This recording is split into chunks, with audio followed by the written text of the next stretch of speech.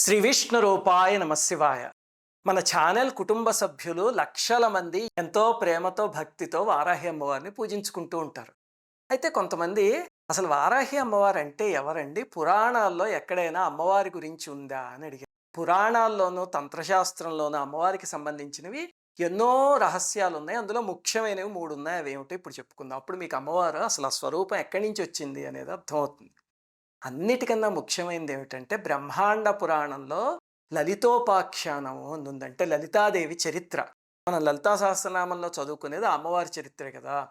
ఆ అమ్మవారు భండాసురుడు అనే రాక్షసుణ్ణి నాశనం చేయడానికి ఆవిర్భవించారు. అమ్మలందరికీ మూలపుటం. అయితే దేవతలందరూ అమ్మ మేము కూడా మీకు సహకరిస్తాము అంటే, నాయన మీరు సహకరించలేరు, మీరెవరూ చేయలేరు ఈ పని, నేను నాలోంచే ఒక సృష్టిని ప్రారంభిస్తాను అని చెప్పి అమ్మవారు తనలోంచి ఒక సృష్టిని చేశారు. అప్పుడు అమ్మవారి హృదయంలోంచి బాలా త్రిపుర సుందరీదేవి పుట్టారు, చిన్న అమ్మవారు. అమ్మవారి బుద్ధిశక్తి నుంచి శ్యామలాదేవి పుట్టారు. అమ్మవారికి, లలితమ్మవారికి నేను అనే ప్రజ్ఞ ఉంటుంది కదా, అహం అని. మనందరం కూడా నేను నేను అంటూ ఉంటాం. అలాగే అమ్మవారి యొక్క అహం అనే ప్రజ్ఞ నుంచి వారాహి అమ్మవారు పుట్టారు. అప్పుడు వారాహి అమ్మవారికి కిరిచక్ర రథాన్ని ఇచ్చారు. సైన్యాధ్యక్షురాలిగా నియమిస్తే అమ్మవారు వెళ్ళి విషంగుడు అనే రాక్షసుణ్ణి సంహరించారు. దీన్నే లలితా సహస్రనామంలో కిరిచక్ర రథారూఢ దండనాథ పురస్కృత విషంగ ప్రాణహరణ వారాహి వీర్యనందిత అని 2 నామాలు ఉంటాయి కదా మనకి. అవి వచ్చింది ఇదిగో ఈ కథలోంచి. ఇక్కడ మీకు ఒక చిన్న అనుమానం వస్తుంది, అదేమిటండి విశుక్ర ప్రాణహరణ అనకుండా అంటున్నారు అని. అది నేను మీకు గతంలో చెప్పాను కదా, అది కరెక్ట్ చేసుకోండి. పురాణంలో విషంగుణ్ణి వారాహిదేవి చంపినట్టు, విశుక్రుణ్ణి శ్యామలాదేవి చంపినట్టు ఉంది. అందుకని అది మన కొత్త పుస్తకాల్లో లలితా సహస్రనామంలో కరెక్ట్ చేసుకోవాలి. సరే, ఇంతకీ వారాహి అమ్మవారు మొట్టమొదట పుట్టింది లలితాదేవిలోంచి. లలితాదేవి కామాక్షిదేవి ఎలాంటి దేవతో, వారాహి మాత అలాంటి దేవత.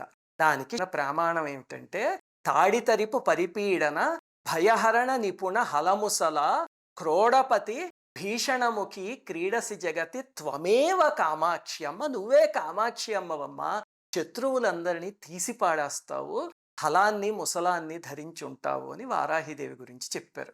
ఇది మొట్టమొదట ఆవిర్భావం అమ్మవారు. ఇంకా రెండవది మార్కండేయ పురాణంలో ఉంది. మనందరికీ దేవి మహాత్మ్యం తెలుసు కదా, దుర్గా సప్తశతి అంటాం. అమ్మో ఎంత శక్తివంతమైన స్తోత్రం. అందులో ఏముందంటే, వరాహస్వామి నుంచి బయటకు వచ్చిన శక్తి వారాహి శక్తి అని ఉంది. దానికి శాస్త్ర ప్రమాణం ఏమిటంటే, ఇదిగో ఇక్కడ యజ్ఞ వారాహమతులం రూపం యా బిభ్రతో హరే శక్తి సాప్యాయయౌ తత్ర వారాహీం బిభ్రతీం తో. ఇది మామూలుగా దేవి మహాత్మ్యం, చండీ సప్తశతి తెలిసిన వాళ్ళందరికీ నోటికొచ్చే శ్లోకం ఇది. ఇందులో ఏం జరిగిందంటే, శుంభ నిశుంభులు, రక్తబీజుడు ఇలాంటి రాక్షసుల్ని సంహరించటానికి అందరి దేవతాశక్తుల నుంచి వాళ్ళ శక్తుల్ని బయటికి ఇచ్చారు. బ్రహ్మగారు సరస్వతీదేవిని బ్రాహ్మి అనే రూపంలో ఇచ్చారు. శివుడు పార్వతీదేవిని మాహేశ్వరి అనే రూపంలో, విష్ణుమూర్తి వైష్ణవి అనే రూపంలో, కుమారస్వామి కౌమారి అనే రూపంలో, వరాహస్వామి వారాహి అనే రూపంలో, నారసింహస్వామి నారసింహి అనే రూపంలో. ఆ తల్లినే మనం ప్రత్యంగిర అని పిలుస్తాం. ఇలాగా బయటకు వచ్చిన శక్తే వారాహిదేవి. ఇవి ఎక్కడో విన్నట్టున్నాయండి అంటే, ఖడ్గమాల్లో రోజు చదువుతారా, బ్రాహ్మి మాహేశ్వరి కౌమారి వైష్ణవి వారాహి మాహేంద్రి చాముండా మహాలక్ష్మి అని. అదిగో అక్కడున్న శక్తులు. వీళ్ళనే సప్త మాతృకా స్వరూపాలు అని పిలుస్తారు. మాతృకా స్వరూపం అంటే అమ్మవారి స్వరూపం, మనని తల్లిలా కాపాడేది ఏమిటో దానిని మాతృక అని పిలుస్తారు. ఇక్కడ వరాహస్వామి నుంచి వచ్చినది అని ఉంది కదా, తంత్రశాస్త్రంలో దీనికి ఎక్స్పాన్షన్ ఉంది. అసలు ఆ కథ ఏమిటంటే, హిరణ్యాక్షుడు ఉన్నాడు కదా రాక్షసుడు, హిరణ్యకశిపుడి తమ్ముడు, వారాహిదేవికి ఉపాసన చేశాడు. అమ్మవారు కనిపించి ఏం వరం కావాలి అంటే, యాజ్ యూజువల్ మృత్యువు లేని వరం ఇమ్మని అడిగితే అమ్మవారు నవ్వి కుదరదు నాయన అది అన్నారు. అంటే సరే అమ్మ అయితేను, నువ్వు తప్ప నన్ను ఎవ్వరూ చంపకూడదు అన్నాడు. అంటే అమ్మవారు సరే తథాస్తు అన్నారు. కాసేపు ఆలోచించి, అమ్మ ఇంకొక వరం కావాలి, నువ్వు కూడా చంపకూడదు నన్ను అన్న. అంటే సరే తథాస్తు అన్నారు. ఇప్పుడు చూడండి, చాలా విచిత్రమైంది. అమ్మవారు తప్ప ఎవరూ చంపకూడదు, అమ్మవారు కూడా చంపకూడదు, ఎలా సాధ్యం అది? అది అసాధ్యం అనుకుని ఇంకా హిరణ్యాక్షుడు విజృంభించేశాడు. అప్పుడు అమ్మవారు ఏం చేశారంటే, వరాహస్వామి రూపంలో వెళ్ళి చంపారు. కానీ వరాహస్వామి లోపల ఉన్నది వారాహి శక్తి. అంటే చంపడం వారాహి శక్తే చంపింది అంతే కదా. వరాహస్వామి ఇలా చెయ్యి ఎత్తారు అంటే అది ఆయన శక్తి కదా, ఆ లోపల ఉన్న శక్తి వారాహిదేవి. ఆ రకంగా అమ్మవారు చంపారు. కానీ తన స్వరూపంలో చంపకుండా ఇంకొక రూపంలో చంపారు. ఆ రకంగా వచ్చిన అమ్మవారు వారాహిదేవి. ఇంకా మూడవది మత్స్య పురాణంలో ఉంది. అంధకాసురుడు అనే రాక్షసుణ్ణి సంహరించడానికి పరమేశ్వరుడు వెళ్తూ ఉంటే ఆయన నుంచి కొన్ని శక్తులు వచ్చి ఆయనకి సహాయం చేసి అలాంటి శక్తే వారాహి. ఇలాగ వారాహి అమ్మవారి రూపాలు పురాణాల్లో ఎన్నో చోట్ల ఉన్నాయి. కానీ ఆ మూడు ముఖ్యమైన స్వరూపాలు, ఇంకా అవి కాకుండా ధూమ్రవారాహి, కిరాతవారాహి, స్వప్నవారాహి ఇలాంటి రూపాలు కూడా ఉన్నాయి.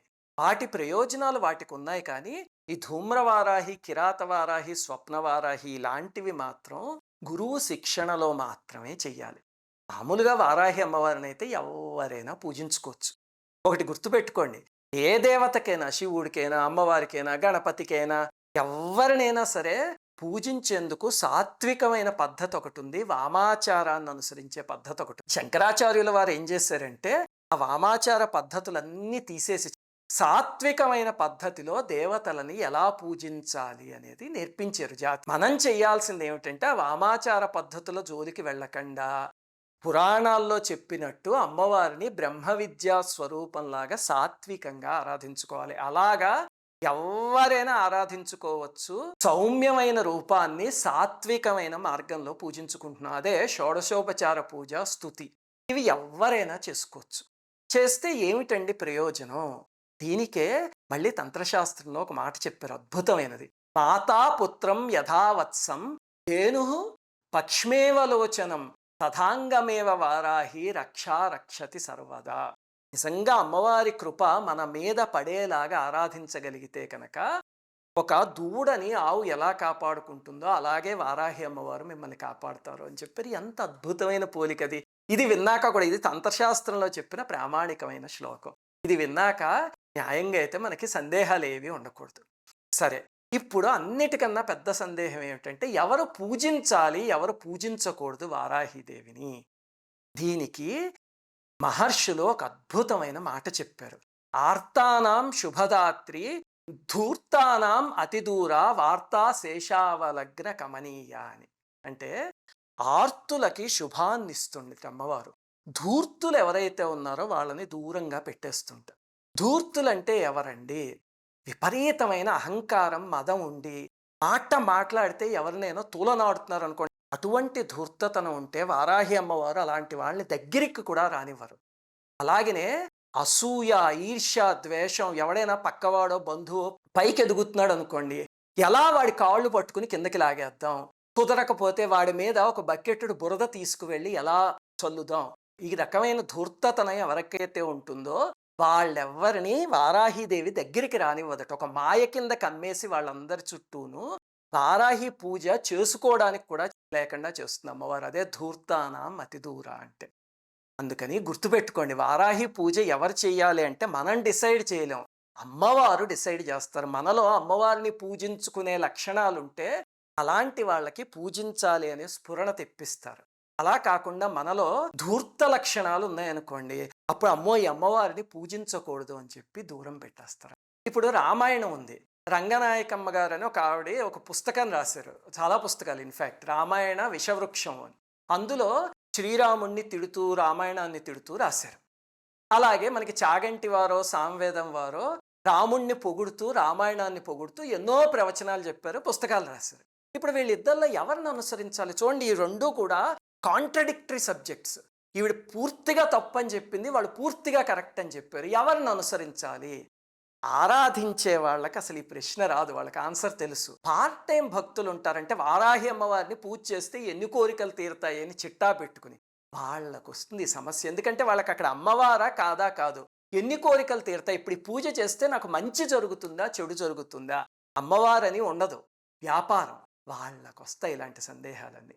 ఇలాంటి సందేహాలు ఎలాంటివో మీకు చిన్న ఉదాహరణ చెప్తా. ఇప్పుడు మీరు ఏదో జువాలజీలో పిహెచ్డి చేస్తున్నారు అనుకోండి, ఒకరోజు ల్యాబ్కి అక్కడ ఏవో సామాన్లు ఉంటే తెచ్చుకోవడానికి మీ పని మనిషిని కూడా తీసుకువెళ్ళారు. కొన్ని సామాన్లు మోసి పట్టురావాలి, నువ్వు కూడా రా కారులో పెట్టడానికి హెల్ప్ చెయ్యి. తీసుకువెళ్తే అమ్మాయి ల్యాబ్లోకి రాగానే చూసి, చిచి ఇవేమిటండి ఇక్కడ పుర్రెలు అస్థిపంజరాలు అవన్నీ ఉన్నాయి, అంటే మీరు ఏమైనా క్షుద్ర పూజలు చేస్తారా అని అడిగింది అనుకోండి. అది నిజమా అబద్ధమా? అదొక సైన్స్ అని ఆ అమ్మాయికి తెలియదు. ఆ అమ్మాయి స్థాయిలో అది నిజం అనుకుంటుంది. దాని గురించి ఎవరు మాట్లాడాలి? జువాలజీ ప్రొఫెసర్ ఎవరైనా ఉంటే వాళ్ళు మాట్లాడగలరు, అంతే కదా. అలాగే అమ్మవారి గురించి కూడా అమ్మ ఉపాసన చేసేవాళ్ళు మాట్లాడితే అది తెలుస్తుంది. కానీ అమ్మవారు ఈ రకమైన మాయ ఎందుకు సృష్టిస్తారు అంటే చూడండి, జనాలు వెర్రిగా లక్షల మంది కోరికల చిట్టాలు పక్కన పెట్టుకుని, నేను వారాహిదేవి పూజ చేశాను, నాకు ఇది వచ్చింది, నేను వారాహి పూజ చేశాను, మా అబ్బాయి వేలు తెగింది పెన్సిల్ చెక్కుతూ ఉంటే, ఈ రకమైన రకరకాల జనాలు ఉంటారు. అలాంటి పిప్పిని ఫిల్టర్ చేసేయడానికి అమ్మవారు ఇలాంటివి చేస్తుంటారు. ఇప్పుడు చెరుకుని మిషన్లో పెట్టి ఆడిస్తే పిప్పంతా ఫిల్టర్ అయిపోయి రసం మిగులుతుంది కదా. అలాగే నిజభక్తుల్ని అమ్మవారు తన దగ్గర ఉంచుకోవడానికి ఈ రకమైన మాయని సృష్టిస్తారు. ఒకటి గుర్తుపెట్టుకోండి, అమ్మవారి పూజ మనం చేసినా చెయ్యకపోయినా దేవతకి ఇంత కూడా ఉపయోగం లేదు. లలితా సహస్రనామంలో అంటారు కదా, బ్రహ్మోపేంద్ర మహేంద్రాది దేవ సంస్థుత వైభవ అని. అంటే బ్రహ్మగారు, విష్ణువు, ఇంద్రుడు ఇలాంటి వాళ్ళందరూ అమ్మవారిని ఎల్లప్పుడూ స్తుతిస్తూ ఉంటారు అని చెప్పారు. అలాంటి వాళ్ళే స్తుతించినప్పుడు ఇంకా మన పూజలు ఏ పాటి అమ్మవారికి? అమ్మవారిని పూజించుకుంటే మనకి ప్రయోజనం, అంతేగాని అమ్మవారికి ఏమీ లేదు. సౌందర్యలహరి మొదటి శ్లోకంలో అంటారు, ప్రణంతుం స్తోతుం వా కథం అకృత పుణ్య ప్రభవతి అని. అంటే అమ్మ పుణ్యాలు చేయకుండా పుట్టిన వాళ్ళకి నిన్ను పూజించాలనే ఆలోచన కూడా రాదు, నీకు నమస్కారం పెట్టాలనే ఆలోచన అని. అది అమ్మవారిని పూజించాలంటే మొట్టమొదట అర్హత అది. ఇప్పుడు ఆఖరిగా మీకు 2 మాటలు చెప్తా. మొట్టమొదటిది ఏమిటంటే, వారాహి నవరాత్రులు చేసుకుంటే కనుక కోరికల చిట్టా పక్కన పెట్టుకుని, నా కూతురికి ఏదో ఇల్లు కావాలి, నా మనవడికి ఉద్యోగం కావాలి, ఇంకో మనవరాలకి పెళ్లి కావాలి, ఇలాంటి చిట్టాలతో మాత్రం పూజ చేయకండి. అది వ్యాపారం అవుతుంది. అంటే అమ్మా నేను నీకు ఈ పూజ అనే కూలీ పడేస్తున్నా, నువ్వు నాకు ఈ చాకిరీ చేసి పెట్టు, అంతేనా మనం చేస్తుంది? ఎప్పుడు గుర్తుపెట్టుకోండి, దేవత అలాంటిది కాదు. దేవతని భక్తితో ఆరాధించగలిగితే కర్మ కలుగుతుంది, తద్వారా మన కష్టాలు తీరతాయి. అంతేగాని పూజ ఏదో అమ్మవారికి కూలి ఇచ్చాను, అమ్మవారి చేత పని చేయించుకుందామనే దౌర్భాగ్యపు బుద్ధితో ఎప్పుడు పూజ చేయకండి. ఇంకా రెండవది ముఖ్యమైనది ఏమిటంటే, దశమహావిద్యల గురించో వారాహీదేవి గురించో మాట్లాడాలి అంటే ఆ ఉపాసకులకి ఉంటుంది ఆ స్థాయి. తెలుగు వాళ్ళ అదృష్టం ఏమిటంటే, సామవేదం వారు, సిద్ధేశ్వరానంద భారతీ స్వామి ఇలాంటి ఉపాసకులు ఎందరో ఉన్నారు. వాళ్ళు చెప్పినవి ఎన్నో మాటలు ఉన్నాయి. వీడియో కింద మీకు సామవేదం వారు, వద్దిపత్తి పద్మాకర్ గారు ఇలాంటి వాళ్ళు చెప్పిన వీడియోల యొక్క లింకులు ఇస్తాను డిస్క్రిప్షన్లో. అవి చూసి అప్పుడు అమ్మవారిని పూజించుకోవాలా లేదా అనేది మీరే నిర్ణయించుకుని, పూజించాలి అనే సంకల్పం అమ్మవారు కల్పిస్తే అప్పుడు పూజించుకోండి. సంకల్పం కలిగించకపోతే మీకు ఆ యోగం లేదని అర్థం. మీ ఇష్టదేవత ఎవరో వాళ్ళనే ఆరాధించుకోండి హాయిగా. ఏ దేవత అయినా సరే చివరికి చేరేది ఒకే శక్తి. అందరికీ వారాహి అమ్మవారి అనుగ్రహం కలగాలని కోరుకుంటూ శ్రీమాత్రే. అందరికీ నమస్కారం. మన ఆధ్యాత్మిక వీడియోల్ని 3 ఛానల్స్గా విభజించాం. 3 ఛానల్స్కి సబ్స్క్రైబ్ చేసుకొని పక్కనే ఉన్న బెల్ ఐకాన్ని క్లిక్ చేయండి.